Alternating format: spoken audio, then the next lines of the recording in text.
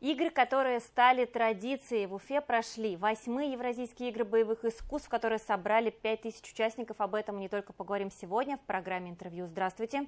И гость нашей студии Александр Соснин, председатель оргкомитета Евразийских игр боевых искусств и член Высшего совета Российского союза боевых искусств. Здравствуйте. Спасибо, что пришли в нашу студию. Александр Аркадьевич, сразу начнем с Евразийских игр. Это такое масштабное соревнование. Расскажите, как все прошло, сколько дней, сколько участников, какие регионы и страны? Ну, надо понимать, прежде всего, что это громадный мультиспортивный проект международного формата, открытого формата, где приглашаются к участию и множественные общероссийские международные организации в области боевых искусств, а также регионы всей страны, филиалы Российского союза боевых искусств, а также представители зарубежных стран. Причем эксклюзивность этого события состоит в том, что люди могут приехать делегациями по различным видам единоборств и попробовать себя в смежных видах, потому что доступ к участию в различных дисциплинах является открытым, и в этом изюминка. Здорово. Ну, у вас даже медали и те эксклюзивные, мы сейчас о них тоже обязательно поговорим. То есть такой дизайн вы разрабатывали сами, заказывали сами, все участники наверняка довольны и хотят получить такое в коллекцию. Ну, на каждые игры, конечно, отдельный дизайн создается, здесь очень много дизайнеров трудилось. Эксклюзивные форматы, это чисто на эти игры. Следующие игры уже медали будут другого плана. 5000 участников настолько много, потому что я знаю, что бывают соревнования, которые собирают участников 100 или 200, и к ним организаторы готовятся порядка месяца, двух и даже больше. Сколько времени нужно готовиться вам, и насколько это может быть непросто вот в нынешних экономических ситуациях? Знаете, у нас уже сложилась четкая команда оргкомитета, состоящая из руководителей и общероссийских федераций, международных, как я говорил, а также представителей в Республике Башкортостан, тех федераций, которые принимают участие. То есть работа ведется, начинается уже за полгода. Готовится мероприятие, постепенно определяется формат. Федерация общероссийская или международная определяет статус турнира. А турнир, как я говорил, уже открытый в формате игр. По каким-то видам единоборств, может быть, это международные соревнования, по каким-то это общероссийские, где-то это может быть межрегиональный формат или открытый республиканский, но открытого типа. Потому что доступ могут появиться спортсмены и даже представители других стран, как и в этот раз это было, которые пожелают участвовать в том или ином виде, имеющие квалификацию и уровень определенный. И это, еще раз говорю, добавляет изюминку.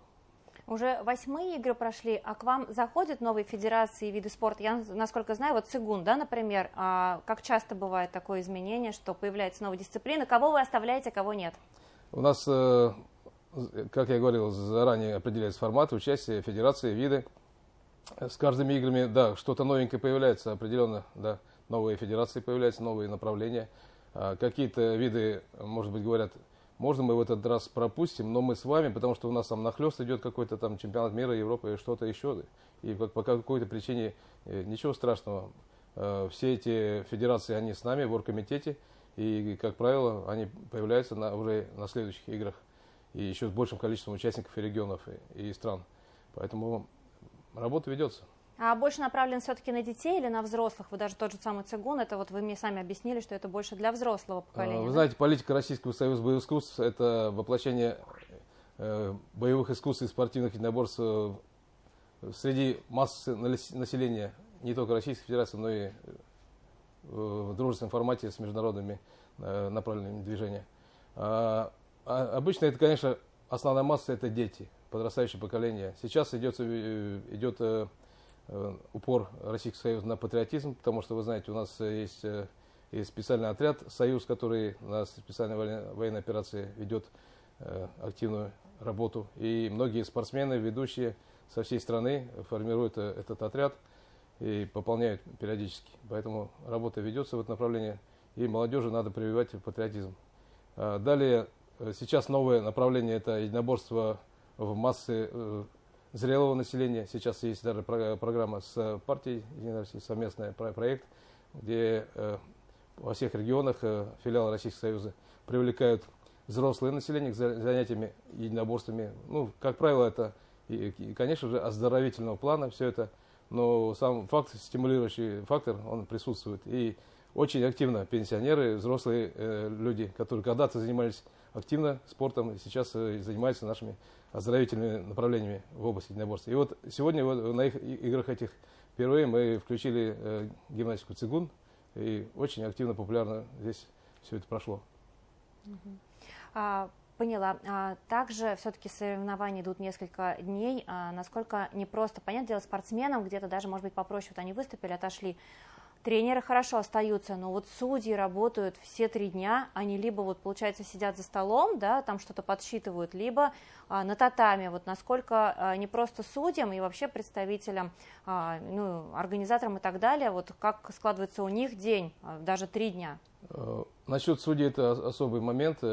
Каждая федерация должна определить качественный коллектив судейского корпуса, потому что самое главное условие – это недопущение травматизма. А чтобы травматизм не произошло, нужно, чтобы спортсмены были уже проверенные, как бы говорится, и медицинские допуски должны стать, и, естественно, качественный корпус судейский должен быть.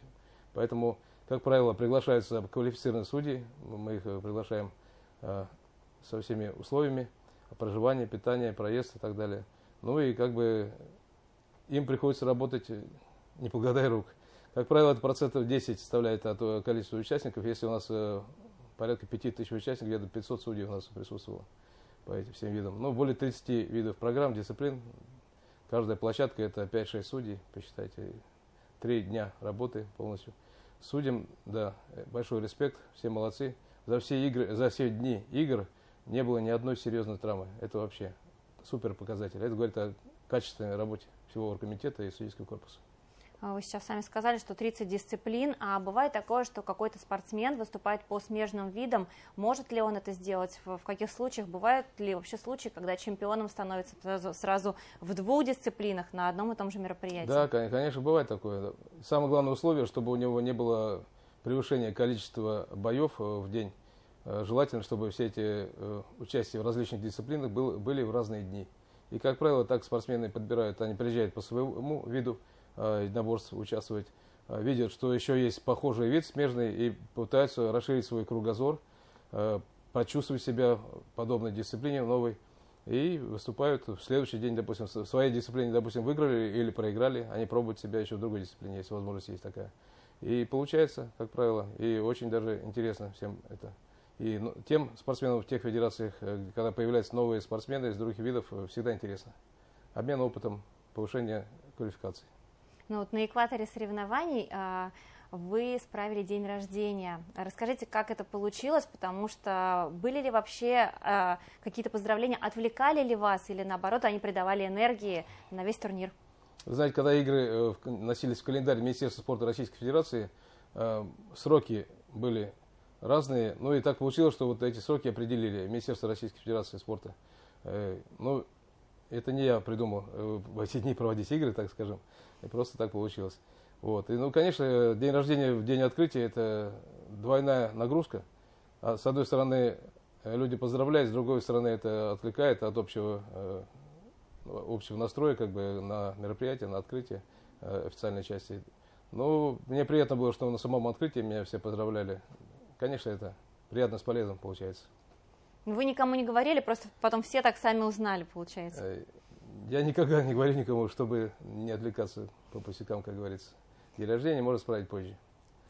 Ну вот мир единоборств, столько много видов спорта. Скажите вот мамам и папам, что выбрать для своего ребенка и на что делать акцент? На какой-то один вид спорта, например, вот целый год заниматься только им, или успеть за этот год попробовать сразу несколько? Что вы посоветуете? Ну, во-первых, родители должны понять своего ребенка, куда его душа тянет, где к чему он приспособлен больше. Есть вот ребята, которые прекрасно сложены по борцовским направлениям, да. Есть, которые прекрасно работают, допустим, техника ног, легкие ноги, растяжка хорошая. Кто-то функционалка у кого-то хорошая и так далее. То есть из этих аспектов надо выбирать. Надо пробовать ребенка. Ничего страшного. Попробовать в одном, другом, третьем виде. Там, где душа у него ляжет, где у него сложится, там ему надо делать уже упор, стараться. И там уже можно получать разряды, двигаться по разрядной системе, получать пояса, доходить до мастера спорта и так далее, становиться чемпионом России, Европы, мира и так далее. Мы, конечно, такое всем пожелаем. Финальной точкой соревнований, яркой финальной точкой стали поединки в октагоне. Там правила несколько другие, да, от ММА. Чем они отличаются? Почему вы пытаетесь как-то эту динамику поддержать? Вот расскажите об этом. Вы знаете, традиционно у нас ключевая точка – это завершение игр, это гран-при Международной всесилевой бойцовской лиги ИКЛАС. Это лига создана при Российском союзе боевых искусств и Международной ассоциации единоборств. Правила здесь, конечно, универсальные. Мы проводим по этим правилам и битву чемпионов в Лужниках периодически. Форум Российского союза боевых искусств крупнейший, куда, кстати, президент приходил периодически. Ну, здесь смысл этих правил – это универсализм. Потому что бойцы с различных видов единоборств – это ступенька, во-первых, в профессиональную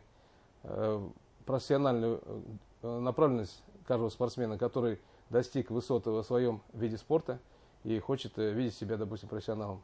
Это ступенька для них. И мы соединяем бойцов с различных школ, различных направлений, все чемпионы своих направлений на уровне России, Европы, мира и так далее. И очень интересные бои. Сущность в том, что в правилах предусмотрена только динамика в бою. Раунд чуть короче, не 5 минут, а 3 минуты. 3 раунда по 3 минуты. И динамика дается в партере. Потому как, если брать профессиональные бои, там партер не ограничен временем. И, как правило, борцовские виды преобладают. Но в стойке ударные виды имеют преимущество. Поэтому мы здесь золотую середину выбрали. И если отсутствует динамика в партере, бойцы поднимают стойку. Также добавляется возможность продолжения боя даже после получения нокдауна. Дается второй шанс спортсмену, отсчитывается нокдаун, и спортсмен может продолжить бой, если это имеет возможность. И, как правило, бои очень динамические, интересные, и всем очень нравятся. Ну и в завершение расскажите несколько слов о планах на 2026, о перспективах и к чему тренеры и вы сейчас готовитесь в этом году. Ну, во-первых, сейчас мы получаем удовольствие, вся Россия, вся страна, весь мир шлют поздравления, обмениваемся роликами, получаем позитив от проделанной работы. Все молодцы, все довольны, счастливы. Недовольных, кстати, никого нету. И все федерации, и все родители, спортсмены, все регионы, все, кто присутствовал на это событие, просто в позитиве от содеянного. Ну, летом у всех сборы, а с осени начинается процесс, уже тренировочный сезон. И, конечно, мы начинаем сейчас за полгода готовиться к следующему крупному мультиспортивному событию. А это у нас декабрь. Это будет 21-я международная спартакиада боевых искусств, который пройдет в Уфе, здесь же, в Центре спортивной подготовки имени Риммы Баталовой. Это уникальный центр, который позволяет нам собирать весь мир. Александр, конечно, спасибо вам большое, что вы пришли в нашу студию. Я напомню зрителям, что мы говорили о прошедших Евразийских играх боевых искусств. Это была программа интервью. Всего доброго.